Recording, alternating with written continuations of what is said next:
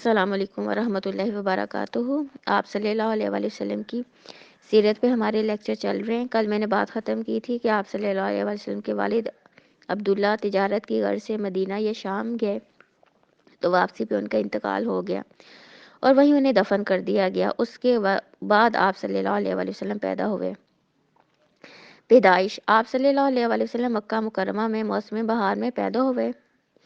یہ دو شنبہ سوموار یعنی پیر کی صبح تھی۔ ربیع الاول کی 9 تاریخ تھی۔ ہمارے ہاں آپ صلی اللہ علیہ وسلم کی پیدائش کا جو دن ہے وہ 12 ربیع الاول لوگ سمجھتے ہیں۔ اگر ہم آپ صلی اللہ علیہ وسلم کی سیرت کی کتابیں پڑھتے ہیں تو اس میں آپ صلی اللہ علیہ وسلم کی جو پیدائش کا دن ہے وہ کنفرم نہیں ہے۔ کئی جگہ پہ 8 ربیع الاول کی تاریخ آتی ہے، کئی جگہ پہ 9 ربیع الاول کی تاریخ آتی ہے، اور مفسرین کہتے ہیں کہ 9 ربیع الاول کی تاریخ زیادہ اتھینٹک سمجھی جاتی ہے، لیکن آپ صلی اللہ علیہ وآلہ وسلم کے جو وصال کی تاریخ ہے وہ 12 ربیع الاول کنفرم ہے۔ اب آج جو کچھ پاکستان میں 12 ربیع الاول میں ہوتا ہے وہ آپ بھی جانتی ہوں اور میں بھی جانتی ہوں کہ اس کا سنت سے یا آپ صلی اللہ علیہ وسلم کے طریقے سے کوئی تعلق نہیں ہے۔ آپ کی پیدائش کا سال وہی تھا جس میں ابرہہ نے مکہ پہ حملہ کیا تھا، چونکہ وہ اپنے ساتھ ہاتھی بھی لایا تھا اور عربی میں ہاتھی کو فیل کہتے ہیں، اس لیے اس سال کا نام عام الفیل پڑ گیا۔ اس روز اپریل کی 22 تاریخ تھی اور 571 عیسوی تھی۔ پیدائش کے وقت دایہ کا کام حضرت الرحمن بن عوف رضی اللہ تعالیٰ عنہ کی والدہ شفاء بنت عمرو نے انجام دیا۔ جب آپ صلی اللہ علیہ وآلہ وسلم پیدا ہوئے تو آپ کی والدہ کے جسم سے ایک نور نکلا جس سے ملک شام کے محل روشن ہو گئے۔ پھر والدہ نے عبد المطلب کے پاس آپ کی پیدائش کی خوشخبری بھجوائی۔ وہ بہت زیادہ خوش ہوئے اور آپ صلی اللہ علیہ وآلہ وسلم کو خانہ کعبہ لے جا کر اللہ سے دعا کی اور اس کا شکر ادا کیا اور آپ کا نام محمد رکھا۔ اس لیے انہوں نے آپ کا نام محمد رکھا کہ آپ کی بہت زیادہ تعریف کی جائے، کیونکہ محمد کا لغوی معنی ہے جس کی بہت زیادہ تعریف کی جاتی ہے۔ پھر عرب کے دستور کے مطابق 7ویں دن آپ صلی اللہ علیہ وسلم کا عقیقہ اور ختنہ کیا اور لوگوں کو دعوت دی۔ اب دیکھیں یہ آپ صلی اللہ علیہ وسلم کی بھی سنت ہے کہ جب بچہ پیدا ہوتا ہے تو 7ویں دن استطاعت کے بعد اس کا عقیقہ کیا جائے، لڑکا ہے اس کا ختنہ کیا جائے، اس کے بال اتروائے جائیں اور اس کا نام رکھا جائے۔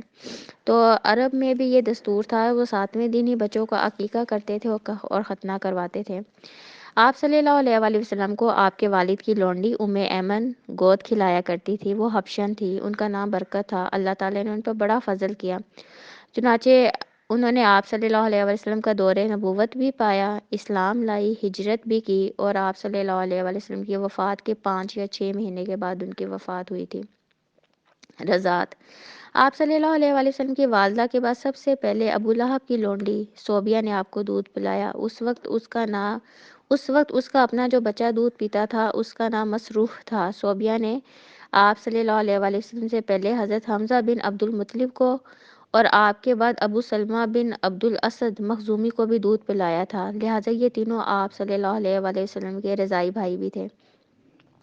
آپ کو جیسے علم ہوگا کہ جو رضاعت کا معاملہ ہے نا، کہ اگر کوئی عورت اپنے بچے کے ساتھ کسی اور کے بچے کو بھی دودھ پلاتی ہے تو وہاں رضاعی رشتے شروع ہو جاتے ہیں، پھر وہ اس بچے کی رضاعی ماں ہو جاتی ہے، اور اس عورت کے جتنے بھی بچے بیٹے یا بیٹیاں ہوتی ہیں وہ اس بچے کے رضاعی بہن بھائی ہو جاتے ہیں، یعنی وہ ان کے لیے محرم بن جاتے ہیں۔ تو عرب والوں میں دستور تھا کہ وہ اپنے بچوں کو اور عورتوں سے بھی دودھ پلواتے تھے، تو اس لیے آپ صلی اللہ علیہ وسلم کو سب سے پہلے ابو لہب کی جو لونڈی صوبیہ نے دودھ پلایا تھا، اور صوبیہ نے اس کے یعنی کہ آپ صلی اللہ علیہ وسلم کے ساتھ آپ کے چچا حمزہ کو بھی دودھ پلایا تھا، تو وہ آپ کے چچا بھی تھے اور آپ صلی اللہ علیہ وسلم کے حضرت حمزہ رضاعی بھائی بھی تھے۔ اسی طرح ابو سلمہ مخزومی بھی آپ صلی اللہ علیہ وسلم کے رضاعی بھائی تھے، حلیمہ سعدیہ کی گود میں۔ عرب کی شہری باشندوں کا دستور تھا کہ وہ اپنے بچوں کو شہری بیماریوں سے بچانے کے لیے انہیں دودھ پلانے والے بدوی عورتوں کے حوالے کر دیا کرتے تھے، تاکہ ان کے پٹھے مضبوط ہوں اور ان کی عربی زبان خالص اور ٹھوس ہو جائے۔ اسی دستور کے مطابق عبد المطلب کو بھی دودھ پلانے والی دایہ کی تلاش تھی۔ ادھر بنو سعد بن بکر بن حوازن کی کچھ عورتیں اس غرض سے مکہ آئی کہ ان پر آپ صلی اللہ علیہ وسلم کو پیش کیا گیا، مگر جب انہیں معلوم ہوا کہ آپ صلی اللہ علیہ وسلم یتیم ہیں تو انہوں نے آپ کو لینے سے انکار کر دیا۔ ایک خاتون حلیمہ بنت ابو زہیب کو کوئی بچہ نہ ملا، لہٰذا انہوں نے مجبوراً آپ صلی اللہ علیہ وسلم کو لے لیا۔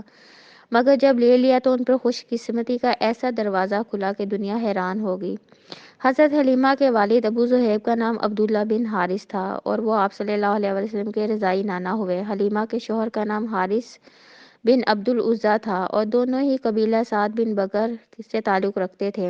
اسی طرح حارث کے بچے بچیاں آپ صلی اللہ علیہ وسلم کے رضائی بہن بھائی ہوئے، جن کے نام یہ ہیں عبداللہ، انیسہ، اور ان میں سب سے زیادہ مشہور ہوئی جو انیسہ تھی وہ سب سے بڑی تھی بہن بھائیوں میں، اور وہ آپ صلی اللہ علیہ وآلہ وسلم کو گود کھلایا کرتی تھی۔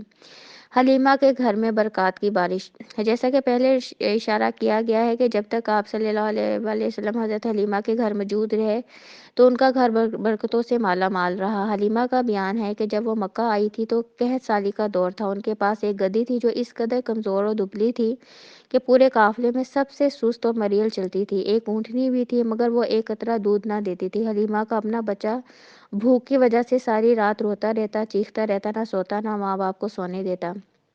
مگر جب وہ آپ صلی اللہ علیہ وآلہ وسلم کو لے کر اپنے ڈیرے پہ آئی اور گود میں رکھا تو سینے دودھ سے بھر گئے، حتیٰ کہ آپ نے پیٹ بھر کے دودھ پیا اور اس کے ساتھ حلیمہ کے اپنے بچے نے بھی پیٹ بھر کے دودھ پیا، پھر دونوں آرام کی نیند سو گئے۔ ادھر شوہر اٹھ کر اونٹنی کے پاس گیا تو کیا دیکھتا ہے کہ تھن سے دودھ ابلا چاہتا ہے، چنانچہ اس نے اس قدر دودھ دھویا کہ دونوں میاں بیوی نے خوب پیٹ بھر کے دودھ پیا اور سکون سے رات گزاری۔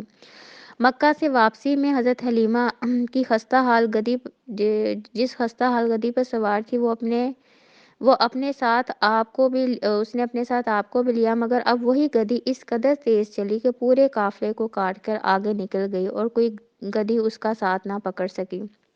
حضرت حلیمہ کا وطن دیار بنو سعد سب سے زیادہ قحط زدہ تھا، مگر اس کے باوجود مکہ سے واپسی کے بعد ان کی یہ حالت ہوئی کہ جب بکریاں چر کر واپس آتی تو ان کی کوکھ نکلی ہوتی اور تھن دودھ سے لبریز ہوتے۔ میاں بیوی خوب دودھ دھوتے اور پیتے، جب کسی اور انسان کو دودھ کا ایک قطرہ بھی میسر نہ تھا۔